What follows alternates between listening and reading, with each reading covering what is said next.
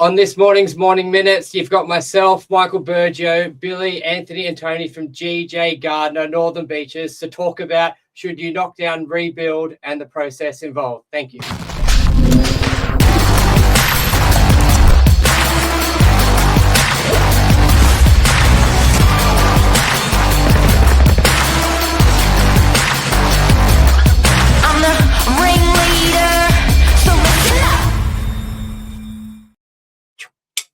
Good morning, everyone. Welcome to Morning Minutes. Myself, Michael Burgio, Billy Drury, Anthony and Tony from GJ Gardner's Northern Beaches, episode 1618.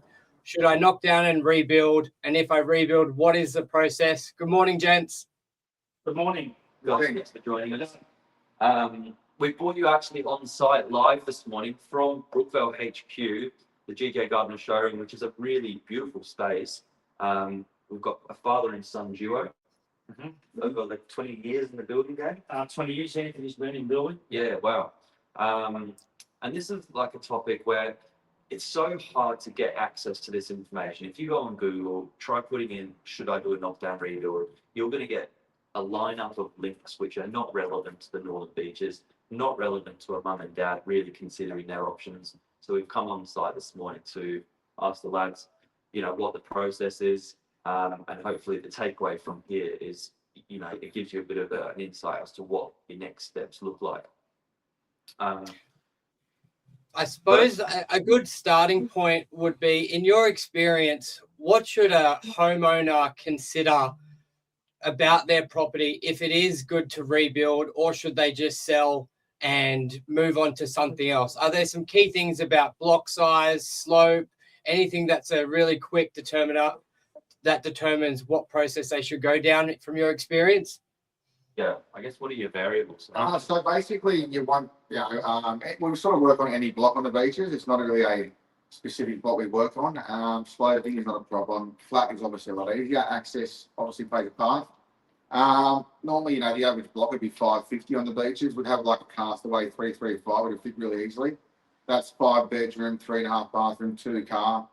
Get a selection of facades. That'll cost you just over about $1 million mark. That's with our standard inclusions, which is pretty mid-range at the start. And then all our finishes is custom-made finishes, having that 22 years experience in the custom home already.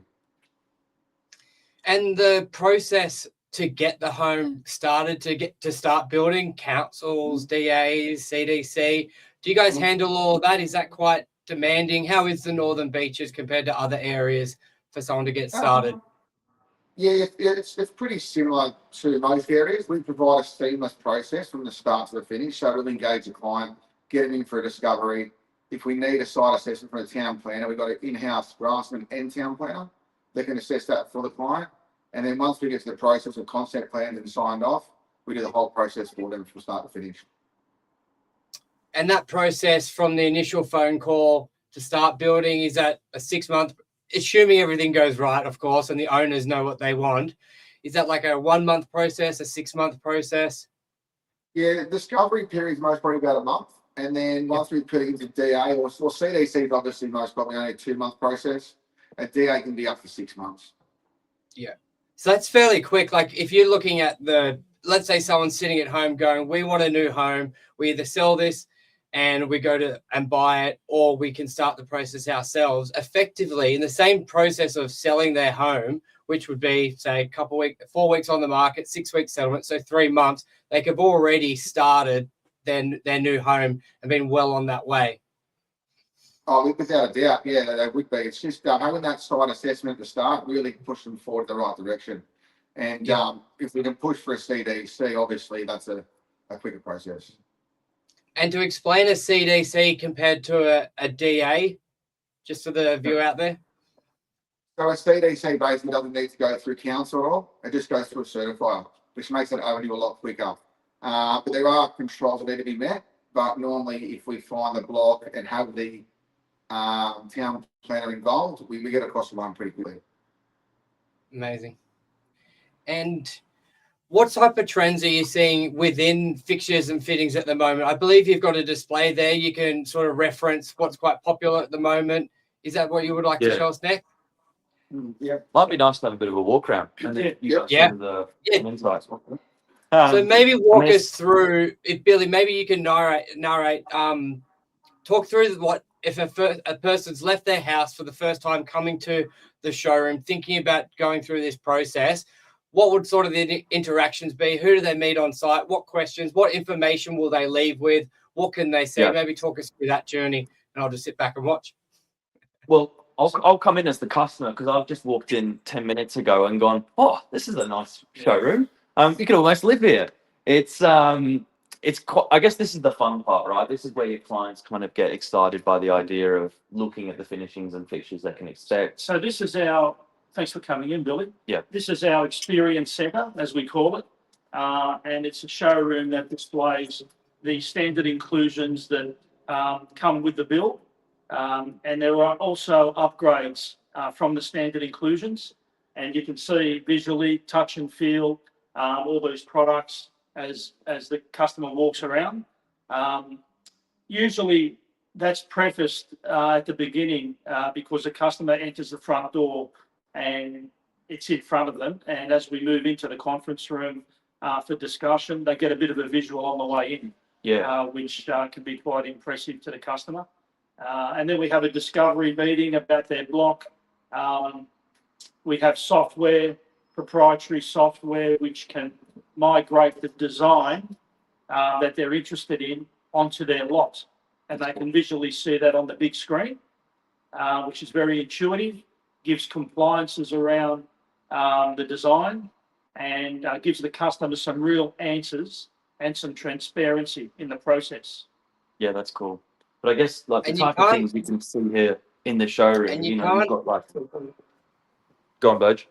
I was just saying you can't underestimate that transparency and visualization. I remember when I was selling a land subdivision in Warriewood, when we were marketing only just the land, the chances of selling the block was so small. Like no one bought it until you could really visualize what type of house could be on there and the process involved. No one would commit. So I suppose it's quite rare for a builder to have the facility you guys do on site where someone can walk in there and really touch and feel what they can have, but also the digital aspect on how it would look on their block as well. I know that's vital. Like we've sold a lot of off the plan houses and land, and just taking away a bit of that guesswork so someone can visualize it. It's imperative. I'm sure you guys notice a difference in the customer experience before having this and then having what you do on site.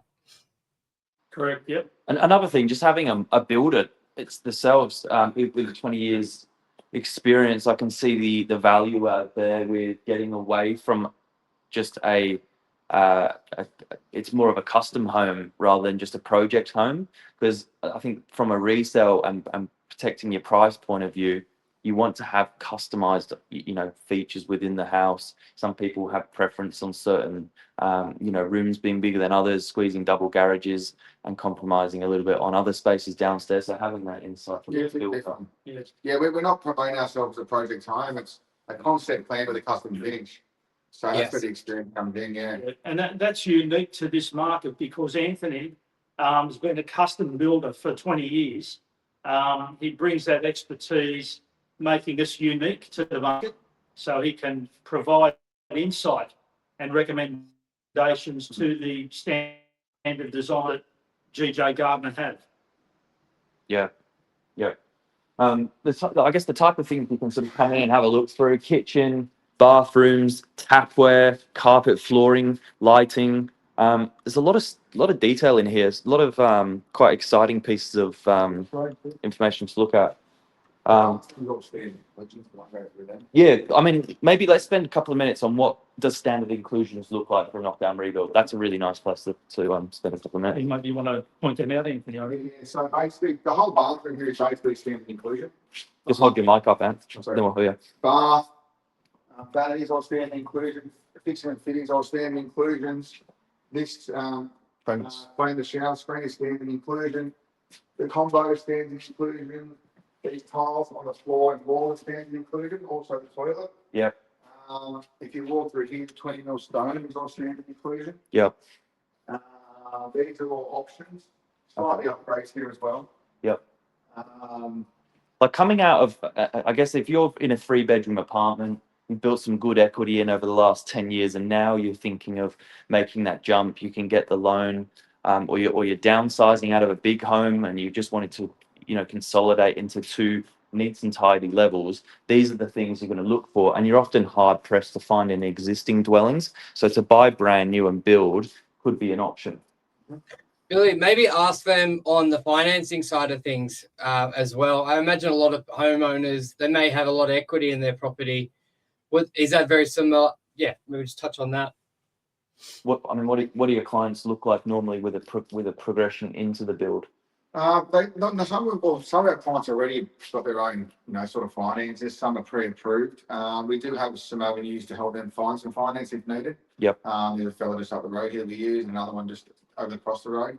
Yep. But as we've been at the moment, they've been pretty on top of it before they got here. So Okay. They're usually cashed up or coming out of an existing into a proposed environment.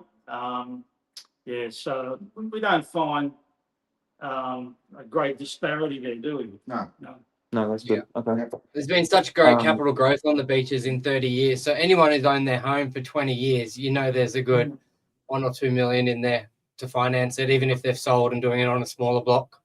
Very fortunate. Absolutely. And this is the missing price point, I feel. I'm talking to people all the time that just need a little bit more space, or when they're moving to a downsized move, they don't want to go into an apartment necessarily just yet. So this is I think, some of the renders you're sort of looking at on the back here, they're all beautiful homes, and obviously this is what people want in their next move. What else have we got at the back here? yeah, so down here we've got some more standard included, which is basically all our lights switches here. Yeah. Colourblind colours there. We've got standard inclusion bricks there. And we've got some standard inclusion joinery and also some upgrades all the way through there as well. So still building in brick? Well, some people are. They got sort of that combo, it's half brick down the bottom and cladding on top. Yeah.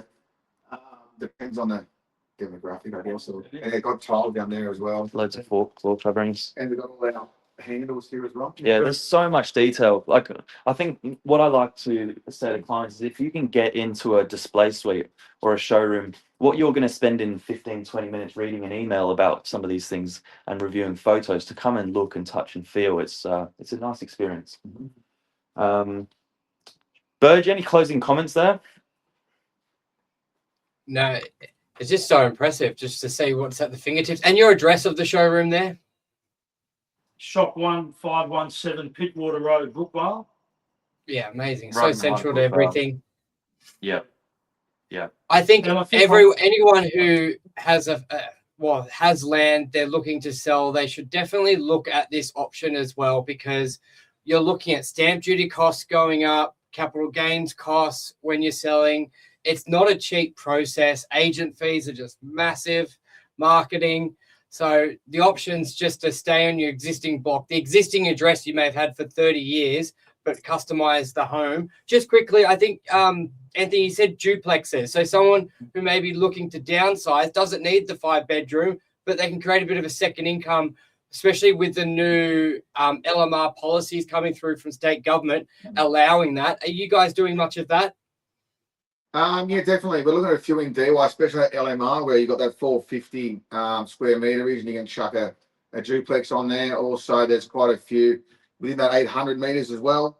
But definitely people are coming in inquiring a lot about the duplexes. Yeah, I think that's a great option. But yeah, I think that's it for me. Any closing comments from you, gents? Just wanted to preface about GJ Gardner. They've been around since 1980. They're a global company in America, New Zealand, Australia. So they have a proven process, which, is very, very clear and transparent to the customer. Amazing. Yeah, and local. Highly recommended. I've seen for years. As long as I've been doing real estate, there's been the GJ Gardner signs around the northern beaches and many other places. Yeah, and local. So thanks for having us, guys. Thanks very much. Sure. Guys, if you're looking and you just need a next step, I think jump online, come in and see Tony, Anthony, and father-son duo. Nice to plug a good local business. Yeah. Where it's hard to access this information online. And GJ Gardner is back. Is back in He's business. back and better than ever. Thank you. In Thanks, Brookie. mate. Thanks, Mike. Right.